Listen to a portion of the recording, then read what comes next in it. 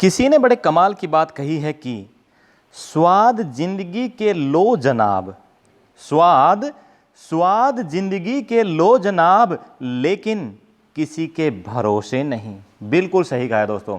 अपनी ज़िंदगी का हमें स्वाद लेना चाहिए, बिल्कुल उसका फुल आनंद लेना चाहिए, लेकिन किसी और के भरोसे नहीं, बल्कि अपनी खुद की मेहनत, अपने खुद के भरोसे से लेना चाहिए। अभी आप जो तैयारी कर रहे हैं किसी भी हरियाणा के एग्ज़ाम की, तो आपको अपने ऊपर अगर भरोसा है तो स्वाद ज़िंदगी का ज़रूर आने वाला है। ओके दोस्तों, गुड मॉर्निंग, नमस्ते, नमस्कार। नासुला नॉलेज यूट्यूब चैनल में आप सभी का स्वागत है। HSSC 25 के आज के इस वीडियो में हम कवर करने वाले हैं 276 नंबर क्वेश्चन से। तो आज का हमारा पहला क्वेश्चन, हरियाणा में CNG बस सेवा को क्या नाम दिया गया है। दोस्तों हाल ही में जुलाई महीने में जो एग्ज़ाम हुआ था उसमें ये क्वेश्चन आया हुआ है कि हरियाणा में CNG बस सेवा को क्या नाम दिया गया है। हरियाणा गौरव, हरियाणा सारथी, हरियाणा शक्ति या हरियाणा उदय। चार ऑप्शन में से क्या आपका आंसर है। 2 सेकंड का समय आपके लिए। हरियाणा गौरव, हरियाणा सारथी, हरियाणा शक्ति और हरियाणा उदय। तो दोस्तों इसका सही आंसर हो जाएगा ऑप्शन नंबर डी, यानी कि हरियाणा उदय। यह है CNG बस सेवा। ओके दोस्तों, नेक्स्ट, हरियाणा का प्रसिद्ध खिलाड़ी ओम प्रकाश करहाना किस खेल से जुड़े हैं। कौन सा खिलाड़ी है? ओम प्रकाश करहाना किस खेल से जुड़े हैं। शॉटपुट, हॉकी, बेसबॉल या क्रिकेट से। और ये रहने वाले कहाँ के हैं? गुरुग्राम से संबंध रखते हैं। शॉटपुट, हॉकी, बेसबॉल या क्रिकेट। खिलाड़ी का नाम ओम प्रकाश करहाना। तो इनका सही आंसर हो जाएगा दोस्तों ऑप्शन नंबर ए, यानी कि शॉटपुट से संबंध रखते हैं ओम प्रकाश करहाना। नेक्स्ट, किसी भी खेल में स्वर्ण पदक विजेता प्रथम हरियाणवी कौन है। और ये जो हरियाणवी है प्रथम हरियाणवी, इन्हें राष्ट्रमंडल खेल 1958 में कुश्ती में स्वर्ण पदक मिला था। तो किसी भी खेल में स्वर्ण पदक विजेता प्रथम हरियाणवी कौन है। रामलाल, लीलाराम, प्रीतमपाल या गीता जुत्सी।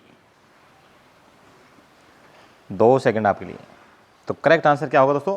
करेक्ट आंसर हो जाएगा इसका ऑप्शन नंबर बी, यानी कि लीलाराम। इन्हें 1958 के राष्ट्रमंडल खेलों में कुश्ती में गोल्ड पदक, स्वर्ण पदक मिला था। नेक्स्ट, किसे फिक्की पुरुष स्पोर्ट्स पर्सन अवार्ड 2020 से सम्मानित किया गया। कौन सा अवार्ड? फिक्की पुरुष स्पोर्ट्स पर्सन अवार्ड 2020 किसे सम्मानित किया गया। अगर आप थोड़ा सा ध्यान दें तो आंसर बिल्कुल क्लियर है इसका। रानी रामपाल, बजरंग पुनिया, गीता फोगाट या बबीता फोगाट। तो यहाँ पे देखिए एक शब्द लिखा है पुरुष, और ये बाकी 3 कौन है? महिलाएं हैं। ठीक है, अगर यहाँ पर बाकी भी 3 पुरुषों के नाम होते तो बजरंग पुनिया बिल्कुल अलग नहीं दिखाई देता। यहाँ करेक्ट आंसर क्या होगा? बजरंग पुनिया। इन्हें पुरुष स्पोर्ट्स पर्सन अवार्ड 2020 से सम्मानित किया गया। नेक्स्ट, द्रौपदी के चीरहरण का वर्णन महाभारत के किस पर्व में है। दोस्तों महाभारत के टोटल 18 पर्व हुए हैं। ठीक है, इन्हीं में से एक पर्व है जिसमें द्रौपदी का चीरहरण का वर्णन है। तो कौन सा है? आदि पर्व, द्रोण पर्व, कंस पर्व या सभा पर्व। आदि, द्रोण, कंस एवं सभा। अगर आपको 18 पर्व का थोड़ा ध्यान हो तो आदि, द्रोण, सभा तो है, लेकिन उसमें कहीं भी कंस पर्व का कोई जिक्र नहीं है, यानी कि ये ऑप्शन हमारा हट जाता है।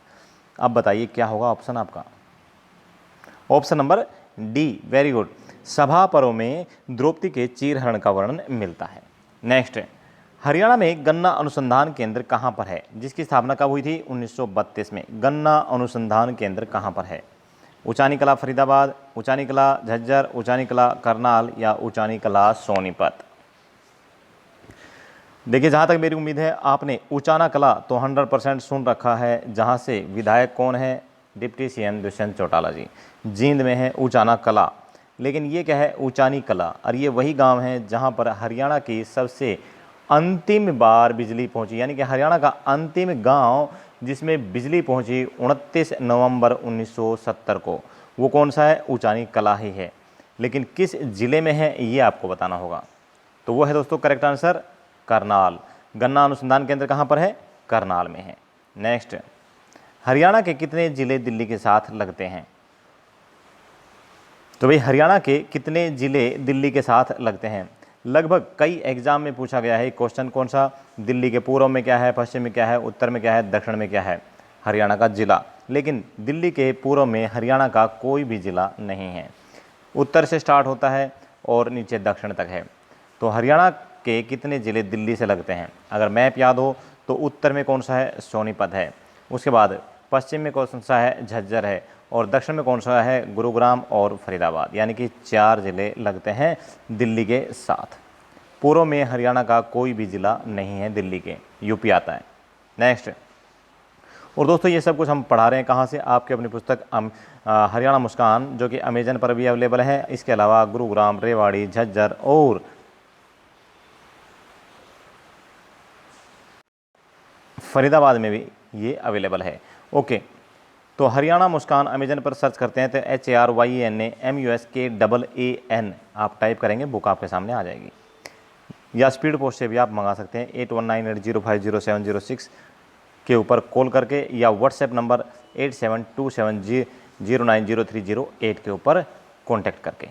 नेक्स्ट, हरियाणा के गठन के समय देश का राज्यसभा अध्यक्ष कौन था?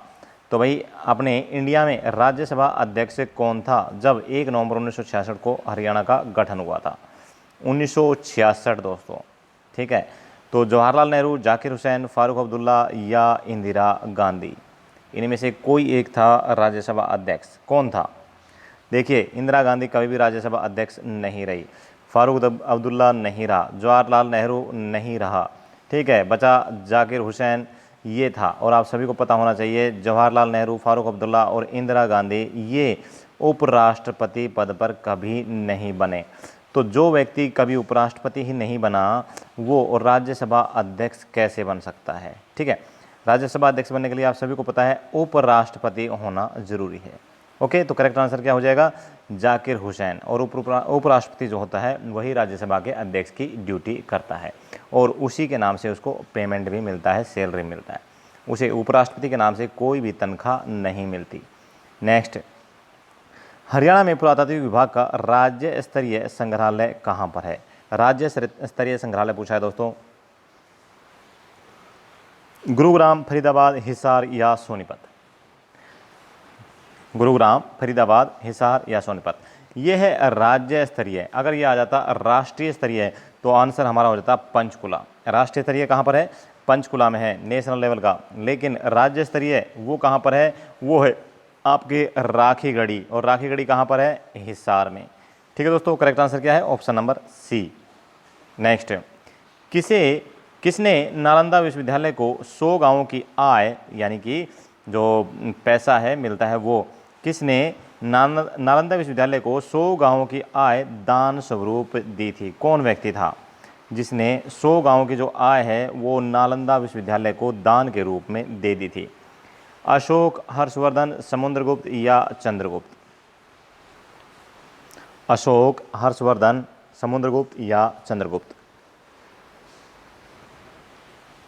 ओके, करेक्ट आंसर हो जाएगा ऑप्शन नंबर सी, यानी कि हर्षवर्धन। दोस्तों, राजा हर्षवर्धन जो कि 606 एडी में थानेसर की गद्दी पर बैठा था, 647 में इनकी मृत्यु हो गई थी। और इनका अंतिम आक्रमण जो था वो गंजाम पर था 641 एडी में, सॉरी 643, 643 एडी में इनका जो अंतिम आक्रमण हुआ कहाँ हुआ? उड़ीसा के गंजाम में हुआ था। ठीक है, और इन्हीं के काल में ही चीनी यात्री ह्वेनसोंग आया था। अगर हम बात करें इंडिया की तो इंडिया में आया था 629 एडी में ह्वेनसोंग। अगर हम बात करें थानेसर में कब से कब तक रहा था ह्वेनसोंग, तो वो रहा था 635 से 644 एडी तक। ओके, नेक्स्ट, किस अभिलेख में हरियाणा की राजधानी दिल्ली को बताया गया है? कौन सा अभिलेख है जिसमें हरियाणा की राजधानी दिल्ली को बताया गया है? और कई जगह ये जो राजधानी है दिल्ली का दूसरा नाम ढिल्लिक भी वर्णन किया गया है। ढिल्लिक, ढिल्लिक। ओके दोस्तों, छोटी की मात्रा आ जाएगी यहाँ से। तो किस अभिलेख में हरियाणा की राजधानी दिल्ली को बताया है? सिरसा अभिलेख, लाडनू अभिलेख, नचारखेड़ा अभिलेख या मोहनबाड़ी अभिलेख? देखिए, सिरसा अभिलेख तो सिरसा में है, नचारखेड़ा अभिलेख जींद में है, मोहनबाड़ी अभिलेख झज्जर और लाडनू अभिलेख राजस्थान। तो इन चारों में से क्या आपका ऑप्शन हो जाएगा करेक्ट? सोचिए, बहुत ही महत्वपूर्ण क्वेश्चनों की सीरीज आपको करवाई जाती है और सब के सब कहाँ से, हरियाणा मुस्कान पुस्तक से। यानी कि आपको PDF की भी रिक्वायरमेंट नहीं होगी। क्यों नहीं होगी? क्योंकि बुक आपके पास अवेलेबल है। ओके, तो इसका सही आंसर हो जाएगा दोस्तों ऑप्शन नंबर बी, जो राजस्थान से मिला है लाडनू अभिलेख, इसमें हरियाणा की राजधानी दिल्ली को बताया गया है। नेक्स्ट, पंजाबी भाषा को दूसरी भाषा का दर्जा कब प्रदान किया गया? देखिए, हरियाणा की जो पहली भाषा है वो है हिंदी, और दूसरी भाषा के रूप में 1969 में बंसीलाल के समय में तमिल भाषा को अपनाया गया था, लेकिन 1999 से 2005 के बीच में इस तमिल भाषा को भी दूसरी भाषा का दर्जा से हटा दिया गया। अभी हमारी हरियाणा की जो दूसरी भाषा का दर्जा मिला है वो मिला है पंजाबी भाषा को। तो पंजाबी भाषा को दूसरी भाषा का दर्जा कब दिया गया? 29 जनवरी 2011, 2015, 2012 या 2010? डेट कौन सी है? 29 जनवरी है। सन कौन सा है? 11, 15, 12 और 10, बताइए। ओके, करेक्ट आंसर हो जाएगा ऑप्शन नंबर डी, यानी कि 29 जनवरी 2010 को। और उसमें हरियाणा में किसकी गवर्नमेंट थी? भूपेंद्र सिंह हुड्डा, कांग्रेस की गवर्नमेंट थी दोस्तों। नेक्स्ट है, हरियाणा में सिखों की हवेली कहाँ पर है? गुरुग्राम, पंचकुला, हिसार या कैथल? सिखों की हवेली कहाँ पर है? गुरुग्राम, पंचकुला, हिसार या कैथल? सोचिए जरा। सही उत्तर है इसका दोस्तों ऑप्शन नंबर ए, यानी कि गुरुग्राम में है सिखों की हवेली। नेक्स्ट, राजा गोपीचंद, राजा नल, गुरु गंगा सांग किसके द्वारा रचित है?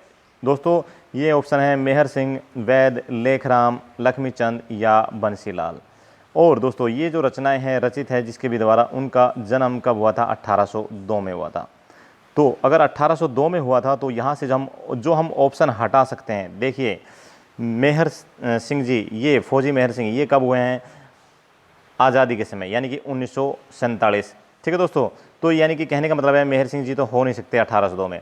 वैद, लेखराम, ये वही हैं हिसार के व्यक्ति जिन्होंने रोहतक में अंग्रेजी कौन था उसकी ट्रेन के नीचे बम रखा था। ठीक है, और कब रखा था? 1900 समथिंग के आसपास। तो वैद, लेखराम भी नहीं हैं। अभी ये बचे लक्ष्मीचंद जी जो हुए हैं सोनीपत के रहने वाले, ये भी 1900 के अंदर ही हुए हैं। 1947 से पहले ये एक्सपायर हो गए थे, यानी कि ये भी नहीं हो सकते। अभी बचे बंसीलाल। अभी आप बोलेंगे बंसीलाल तो हमारे CM हुए हैं हरियाणा के, लेकिन दोस्तों ये जो बंसीलाल है ये हमारे CM नहीं है, ये 1802 में हुए हैं और इन्होंने ही राजा गोपीचंद, राजा नल, गुरु गंगा सांग रचे थे।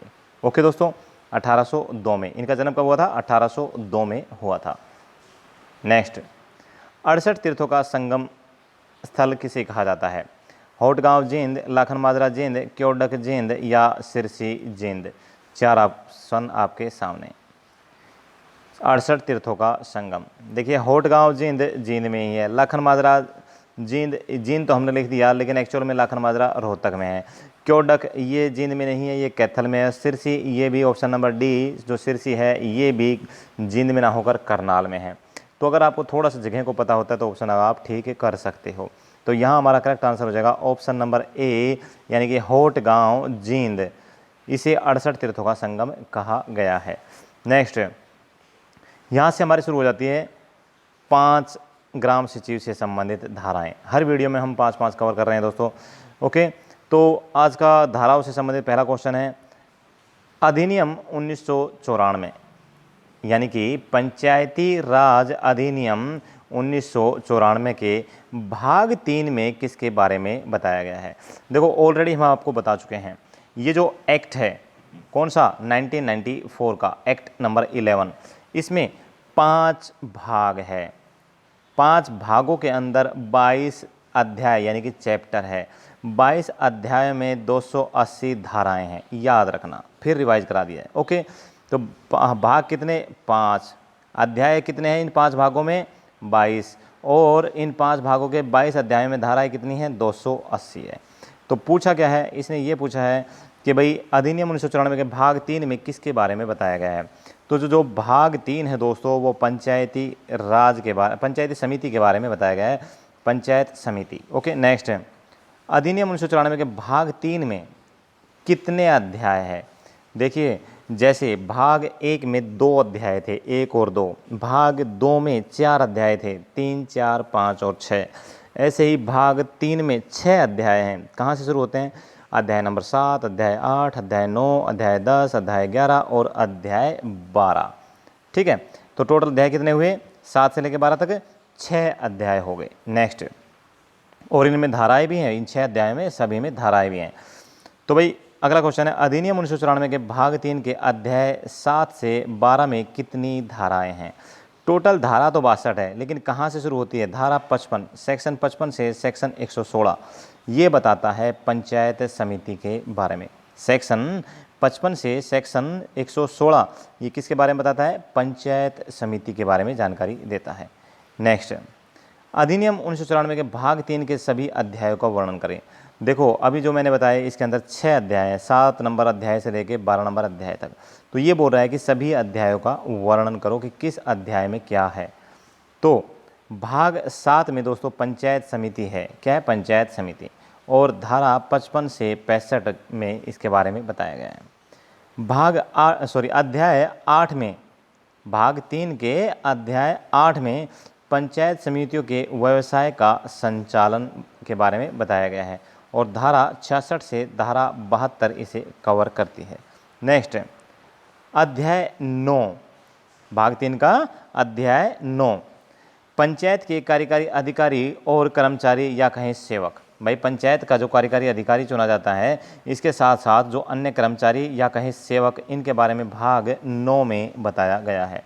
और भाग 9 में अध्याय 9 में बताया गया है, मैं भी थोड़ा कन्फ्यूजन हो गया। तो अध्याय 9 में बताया गया है पंचायत के कार्यकारी अधिकारी और कर्मचारी या कहें सेवक के बारे में। तो भाई अध्याय 9 के अंदर जो ये जानकारी दी गई है, धारा यानी कि सेक्शन 73 और सेक्शन 74 में इसके बारे में लिखा गया है। अगर क्वेश्चन आ जाए कि भाई पंचायत के कार्यकारी अधिकारी और कर्मचारी किस सेक्शन में इसके बारे में जानकारी दी गई है, किस धारा में इसके बारे में जानकारी दी गई है, तो धारा 73 और 74 इसका सही आंसर हो जाएगा। ठीक है दोस्तों, नेक्स्ट है अध्याय 10 यानी कि भाग 3 का अध्याय 10। इसमें क्या है?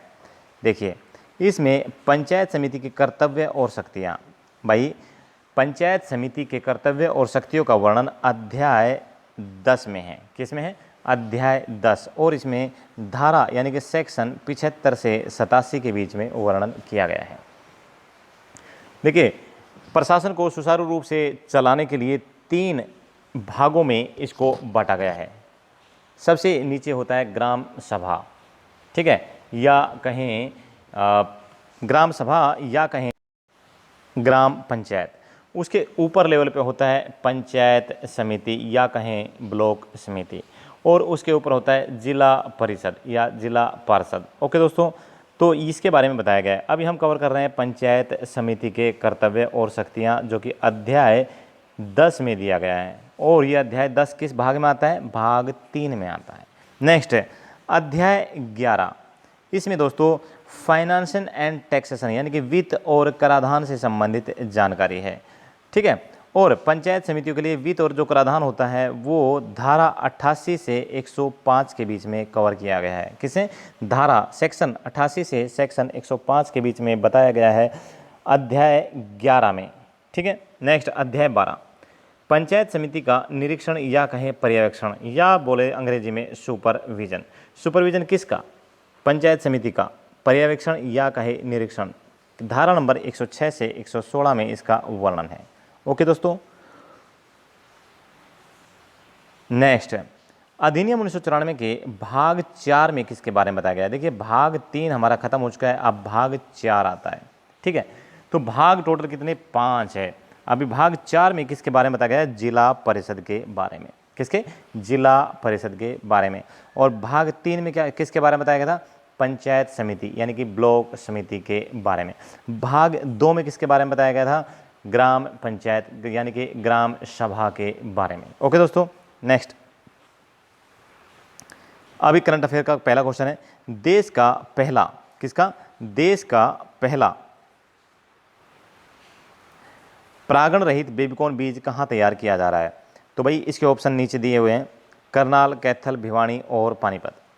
ध्यान देना, करंट का क्वेश्चन है, देश का पहला परागण रहित बेबीकॉर्न बीज कहाँ तैयार किया जा रहा है? करनाल, कैथल, भिवानी या पानीपत। तो सही उत्तर हो जाएगा इसका ऑप्शन नंबर ए यानी कि करनाल में। नेक्स्ट, हाल ही में हरियाणा की किस सुंदरी को फेमिना मिस ग्रांड इंडिया 2020 का खिताब जीता है? तो कौन है वो? Option number A Mansa Sheokand, option number B Manika Sheokand, और सी मान्या सिंह, और डी मान्या श्योकंद। अगर थोड़ा सा एडजस्ट करें इसको अपने दिमाग में तो 3 बार श्योकंद शब्द इस्तेमाल हुआ है। कहने का मतलब है कि मान्या सिंह होगा ही नहीं। अगर हमें आंसर नहीं पता है तो मान्या सिंह तो होगा ही नहीं। और मान्या 2 बार इस्तेमाल हुआ है तो मान्या श्योकंद को भी आप काट सकते हो अगर आपको आंसर का नहीं पता है, तब की मैं आपको बोल रहा हूँ। तो 2 ऑप्शन आपने ठीक से काट दिए हैं। अब बचा मानसा श्योकंद और मनिका श्योकंद। तो दोस्तों यहाँ पर जींद की रहने वाली मनिका श्योकंद हमारी करेक्ट आंसर हो जाएगी। नेक्स्ट, हरियाणा में भूमि उपयोग परिवर्तन यानी कि CLU कब से लागू किया गया? तो भाई इसका सही उत्तर क्या होगा? 5 जनवरी 2021, 1 जनवरी 2021, 1 जनवरी 2020 या 5 जनवरी 2020। ऑप्शन नंबर बी 1 जनवरी 2021 से CLU लागू हुआ है यानी कि भूमि उपयोग परिवर्तन। नेक्स्ट, हाल ही में हरियाणा में खेतों तक पहुंचाने के लिए कौन सी योजना शुरू की गई है? खेतों तक पानी पहुंचाने के लिए कौन सी योजना शुरू की गई है? Micro irrigation, super irrigation, heavy irrigation या लाइट इरिगेशन? खेतों तक पानी पहुंचाने के लिए दोस्तों इसका सही उत्तर होगा माइक्रो इरिगेशन योजना। क्या है? माइक्रो इरिगेशन योजना। नेक्स्ट, हरियाणा का कौन सा शहर देश का दूसरा बड़ा मुर्गी पालन क्षेत्र बन गया है? भाई कौन सा शहर है जो कि देश का दूसरा बड़ा मुर्गी पालन क्षेत्र बन गया है? बरवाला, पंचकुला, बरवाला, हिसार, टोहाना, फतेहाबाद या नरवाना, जींद? 4 ऑप्शन आपके पास। अभी 1-2 बच्चों ने तो ऑप्शन नंबर ए को तुरंत काट दिया होगा क्योंकि बरवाला कहाँ है? हिसार में है, यही हम सब ने सुन रखा है। ठीक है, तो भाई आपकी नॉलेज के लिए बता दो, बरवाला हिसार में होने के साथ साथ एक बरवाला कहाँ पर है? पंचकुला में भी है। और यही हमारा करेक्ट आंसर है। क्या कि भाई हरियाणा का कौन सा शहर देश का दूसरा बड़ा मुर्गी पालन क्षेत्र बन गया है? बरवाला, पंचकुला। ये हमारे आज के क्वेश्चन समाप्त होते हैं। अभी करते हैं फास्ट 15 रिवीजन। कौन से? Fast 15 revision. तो आज का पहला क्वेश्चन है, हरियाणा में CNG बस सेवा को क्या नाम दिया गया है? फटाफट आंसर आना चाहिए। CNG बस सेवा को क्या नाम दिया गया है? हरियाणा उदय। नेक्स्ट, हरियाणा का प्रसिद्ध खिलाड़ी ओम प्रकाश करहाना किस खेल से जुड़े हैं? ये गुरुग्राम के रहने वाले हैं। तो सही उत्तर है इसका शॉर्ट पुट से। नेक्स्ट, किसे फिक्की पुरुष स्पोर्ट्स पर्सन अवार्ड 2020 से सम्मानित किया गया? पुरुष, तो इनमें से जो पुरुष है वो है बजरंग पुनिया, बाकी क्या है लेडीज़ है, तो बजरंग पुनिया को मिला है ये अवार्ड। नेक्स्ट, हरियाणा के गठन के समय राज्यसभा अध्यक्ष कौन था? या कहें हरियाणा के गठन के समय भारत का उपराष्ट्रपति कौन था? एक ही बात है, डॉक्टर जाकिर हुसैन। नेक्स्ट, हरियाणा में पुरातात्विक विभाग का राज्य स्तरीय संग्रहालय कहाँ है? भाई पुरातात्विक विभाग का राज्य स्तरीय संग्रहालय पूछा है, कहाँ है? हिसार में। किसने नालंदा विश्वविद्यालय को 100 गांवों की आय दान स्वरूप दी थी? कौन था? नालंदा विश्वविद्यालय को हर्षवर्धन ने। नेक्स्ट, किस अभिलेख में हरियाणा की राजधानी दिल्ली को बताया गया है? अभिलेख का नाम क्या है? अभिलेख का नाम है दोस्तों लाडनू अभिलेख। कौन सा? लाडनू अभिलेख, जो कि राजस्थान से मिला है। यहाँ पे हरियाणा की राजधानी दिल्ली बताई गई है। नेक्स्ट, पंजाबी भाषा को दूसरी भाषा का दर्जा कब दिया गया?